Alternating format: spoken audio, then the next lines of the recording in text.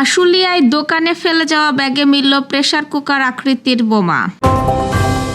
নির্বাচনী ব্যয়ে শীর্ষে জামায়াত, শূন্য ব্যয় দেখিয়েছে ২৮ রাজনৈতিক দল।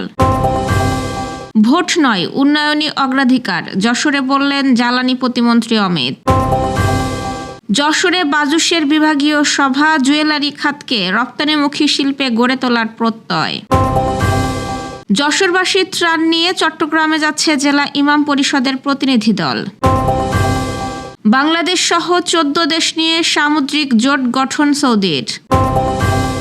একদিনে মরক্কো থেকে সাঁতরে সীমানা টপকে স্পেনের ভূখণ্ডে ঢুকল ৫০,০০০ লোক।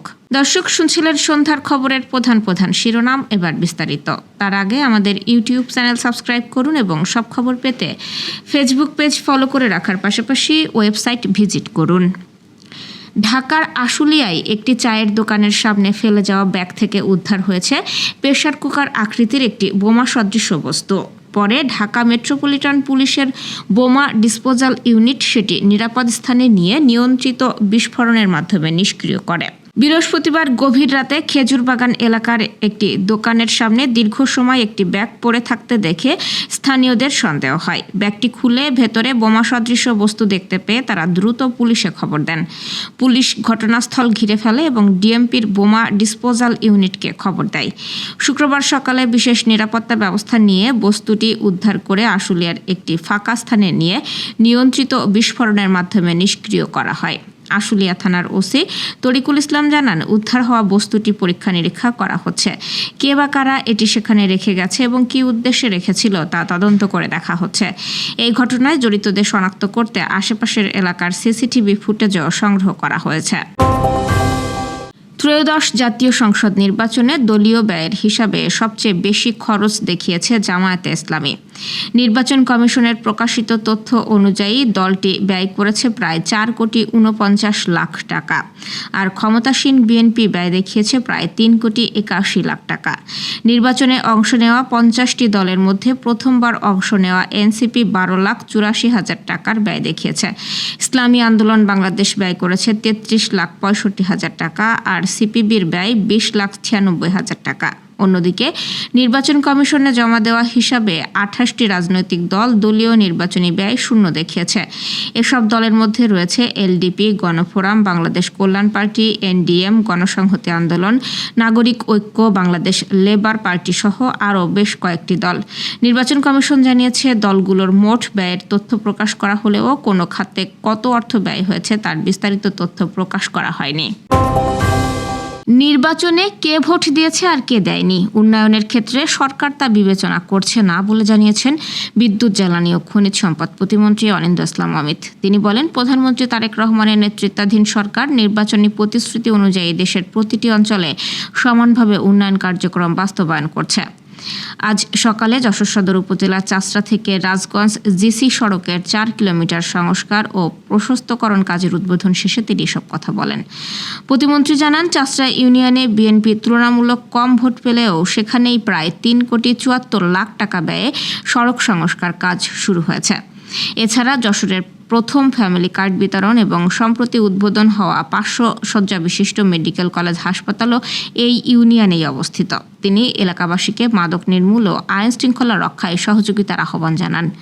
একই সঙ্গে সড়ক নির্মাণ কাজের মান নিশ্চিত করতে ঠিকাদারের কাজ তদারকিও আহ্বান জানান। এলজিইডি জানায়, গ্রামীণ সড়ক মেরামত ও সংরক্ষণ প্রকল্পের আওতায় চাষড়া রাজগঞ্জ সড়কের ৪ কিলোমিটার অংশ সংস্কার ও প্রশস্ত করা হচ্ছে। অনুষ্ঠানে জেলা বিএনপি ও স্থানীয় প্রশাসনের কর্মকর্তা সহ বিপুল সংখ্যক নেতাকর্মী ও এলাকাবাসী উপস্থিত ছিলেন। যশোরে বাংলাদেশ জুয়েলার্স অ্যাসোসিয়েশন বাজুশের খুলনা বিভাগীয় মতবিনিময় সভা অনুষ্ঠিত হয়েছে। সভায় দেশের স্বর্ণ ও জুয়েলারি খাতকে আরও সুশৃঙ্খল করে রপ্তানিমুখী শিল্পে পরিণত করার উপর গুরুত্ব আরোপ করেন সংগঠনের কেন্দ্রীয় নেতারা। আজ যশোরের ওরিয়ন হোটেল চত্বরে অনুষ্ঠিত সভায় সভাপতিত্ব করেন খুলনা বিভাগীয় প্রতিনিধি ও যশোর জেলা বাজুশের সভাপতি রকিবুল ইসলাম চৌধুরী। এতে প্রধান অতিথি ছিলেন বাজুশের কেন্দ্রীয় সভাপতি এনামুল হক খান। সভায় বক্তারা কর্মকর্তারা বলেন, সরকারের নীতিগত সহায়তায় স্বর্ণ খাতকে ধীরে ধীরে আনুষ্ঠানিক ও সুশৃঙ্খল কাঠামোর আওতায় আনা হচ্ছে। ভ্যাট, টার্নওভার ট্যাক্স ও উৎস কর কমানোর উদ্যোগ এবং বৈধভাবে স্বর্ণ আমদানির সুযোগ সৃষ্টি হওয়ায় দেশের জুয়েলারি শিল্পে নতুন সম্ভাবনা তৈরি হয়েছে। এসব উদ্যোগের ফলে বাংলাদেশ ভবিষ্যতে আন্তর্জাতিক জুয়েলারি রপ্তানি বাজারে গুরুত্বপূর্ণ অবস্থান অর্জন করতে পারবে বলে তারা আশাবাদ ব্যক্ত করেন। বাজুস সভাপতি এনামুল হক খান বলেন, 2030 সালের মধ্যে বাংলাদেশকে বিশ্ব জুয়েলারি রপ্তানিকারক দেশগুলোর কাতারে শক্ত অবস্থানে নিয়ে যাওয়াই তাদের লক্ষ্য। এজন্য ব্যবসায়ীদের মধ্যে ঐক্য, স্বচ্ছতা ও সরকারের ধারাবাহিক সহযোগিতা অপরিহার্য। চট্টগ্রামের বন্যা কবলিত মানুষের পাশে দাঁড়াতে ত্রাণ সামগ্রী নিয়ে যশোর থেকে রওনা হয়েছে জেলা ইমাম পরিষদের একটি প্রতিনিধি দল।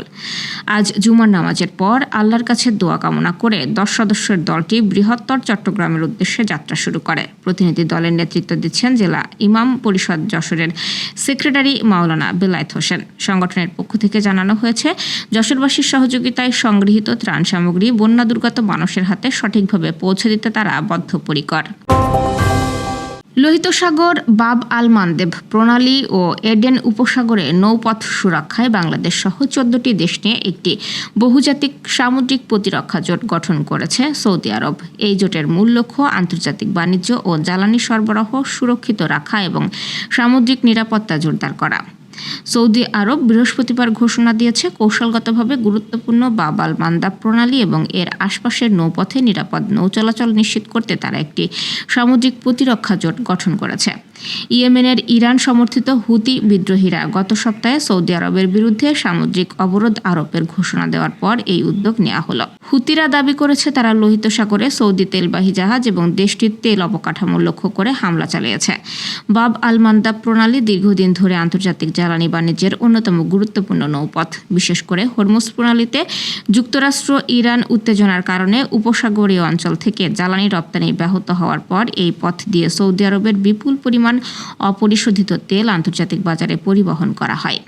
সৌদি প্রতিরক্ষা মন্ত্রণালয় জোটভুক্ত 14টি দেশের পক্ষে এক যৌথ বিবৃতিতে জানায়, জোটের সদস্য দেশগুলো হলো সৌদি আরব, বাহরাইন, বাংলাদেশ, জিবুতি, মিশর, জর্দান, কুয়েত, নাইজেরিয়া, পাকিস্তান, কাতার, সোমালিয়া, সুদান, তুরস্ক ও ইয়েমেন। মরক্কো থেকে সাঁতরে ও সীমান্ত প্রাচীর টপকে মাত্র একদিনের ব্যবধানে স্পেনের স্বায়ত্তশাসিত ভূখণ্ড সেউতাকে প্রবেশ করেছেন প্রায় 50,000 মানুষ। মরক্কোর সীমান্তের সঙ্গে লাগোয়া শহর হল সেউতা। স্পেনের মূল ভূখণ্ড সাগরের ওই প্রান্তে হলেও সেউতা ঐতিহাসিকভাবে স্পেনেরই অংশ। সেউতা ও স্পেনের মধ্যে বয়ে গেছে জিব্রাল্টার প্রণালী। এসব মানুষ মূলত ইউরোপে প্রবেশের জন্য সেউতাতে ঢুকেছেন। সেউতাতে প্রবেশের মাধ্যমে তারা ইউরোপীয় ইউনিয়নভুক্ত অঞ্চলে প্রবেশ করেছেন। সামাজিক যোগাযোগ মাধ্যমে প্রকাশিত ভিডিওতে দেখা গেছে, বৃহস্পতিবার হাজার হাজার মানুষ সমুদ্রে সাঁতরে সেউতাতে ঢুকছেন। অনেকে সীমান্তে বেড়া টপকে আসছেন। একসঙ্গে এত মানুষ আসায় নিরাপত্তা বাহিনীও কিছু করতে পারছিল না। স্থানীয় কর্তৃপক্ষ জানিয়েছে, রাতের বেলায়ও মানুষের ঢল অব্যাহত ছিল। সংবাদ মাধ্যম বিবিসি জানিয়েছে, স্পেনের সুপ্রিম কোর্ট চলতি মাসে একটি রায় দেন। এতে বলা হয়, যেসব মানুষ সাগরপথে সেউতা অথবা মেলিলাতে প্রবেশের চেষ্টা করেন তাদের আটক করে তাৎক্ষণিকভাবে মরক্কোতে পাঠানো যাবে না। এই রায়ের পরই ঝাঁকে ঝাঁকে ঢলের মতো মানুষ এখানে আসা শুরু করেন। এর মধ্যে গতকাল শুধুমাত্র একদিনের ব্যবধানে প্রায় 50,000 অভিবাসী প্রত্যাশী এই শহরটিতে প্রবেশ করেছেন, যেখানে সেউতার মোট জনগণই হলেন মাত্র 84,000। অভিবাসীদের এই ঢলের পর সেউতার স্থানীয় কর্তৃপক্ষ স্পেনের কেন্দ্রীয় সরকারের কাছে সহায়তা চায়। এরপর সেখানে সেনা মোতায়েন করা হয়, কিন্তু গতকাল সীমান্ত নিরাপত্তা ব্যবস্থা পুরোপুরি ভেঙে যায়। দর্শক, এই ছিল সন্ধ্যার আয়োজন। রাতের খবর দেখার আমন্ত্রণ রইল। এতক্ষণ সাথে থাকার জন্য ধন্যবাদ।